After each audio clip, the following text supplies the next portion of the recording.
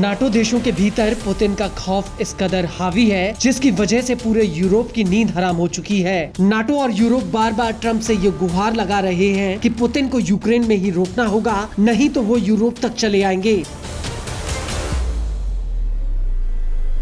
हालांकि ट्रंप की तरफ से उनकी चिंताओं को लेकर कोई ठोस प्रक्रिया नहीं दी गई, जिसकी वजह से नाटो देश अब खुद ही रूस से बचने के लिए अपनी रक्षा रणनीति बनाने में लगे हुए हैं। लेकिन ऐसा लगता है कि नाटो देशों की ये रणनीति अब पुतिन की आंखों में खटक रही है। दरअसल रूस का कहना है कि नाटो देशों की सेनाएं रूस के साथ साल 2030 तक जंग छेड़ सकती हैं, जिसकी वजह से अब रूसी सेना ने नाटो देशों के साथ युद्ध लड़ने की तैयारी अभी से शुरू कर दी है। Сегодня мы видим, что геополитическая ситуация в мире продолжает оставаться напряженной, а в ряде регионов становится просто критической. Страны НАТО активно наращивают и модернизируют наступательные силы, создают и развертывают новые виды оружия, в том числе в космическом пространстве. При этом в Европе людям вбивают в голову страхи по поводу неизбежного столкновения с Россией, мол, надо готовиться к большой войне. Разного рода деятели, которые вроде бы занимали или занимают до сих пор ответственные посты, о своей ответственности, похоже, просто забыли.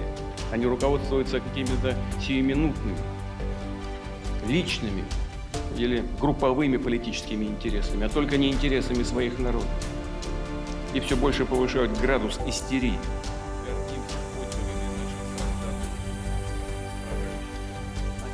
Уже неоднократно говорил, это ложь, бред, просто бред।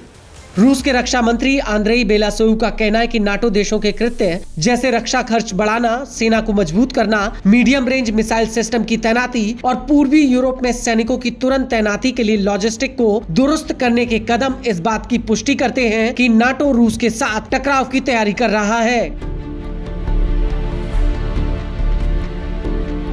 रूस के रक्षा मंत्री का कहना है कि नाटो की योजना में ऐसे एक्शन के लिए 2030 के शुरुआती दशक में तैयार रहने की है। नाटो अधिकारियों ने बार बार इस संबंध में बयान दिए हैं, हम धमकी नहीं दे रहे, लेकिन हमें धमकी दी जा रही है। रूस के रक्षा मंत्री का कहना है कि रूस की परमाणु फोर्स में सुधार सबसे अहम प्राथमिकता है, जो नाटो की आक्रामकता के खिलाफ एक विश्वसनीय निरोधक है। आपको बता दें कि इसी साल रूसी सेना ने नई बोरेई A क्लास रणनीतिक परमाणु पनडुब्बी को सैन्य बेड़े में शामिल किया था। इसके साथ ही ऐसी 2 पनडुब्बियां और तैनात की गई थीं। रूसी एयरफोर्स ने 2 Tu-160M स्ट्रैटेजिक बॉम्बर्स आसमान में तैनात कर दिए थे। इसके अलावा रूस के रणनीतिक मिसाइल सैनिकों को फिर से यार्ड सिस्टम से लैस किया जा रहा है। साथ ही रूस की पारंपरिक सेना की युद्ध लड़ने की ताकत को और ज्यादा मजबूत किया जा रहा है। इसके अलावा रूसी फौज सेना में सर्विस को और ज्यादा बेहतर बना रही है, जिसके तहत सैनिकों को बेहतर शिक्षा के अवसर, हेल्थ केयर सर्विस और सामाजिक लाभ दिए जा रहे हैं। हालांकि यूरोपीय देशों का कहना है कि जिस तरह से पुतिन यूक्रेन में आगे बढ़ रहे हैं, उससे ये साफ हो गया है कि रूसी सेना नाटो पर हमला कर सकती है, जिसके मद्देनजर नाटो खुद को तैयार कर रहा है। हालांकि पुतिन का कहना है कि रूस की नाटो या यूरोप पर हमला करने की कोई योजना नहीं है।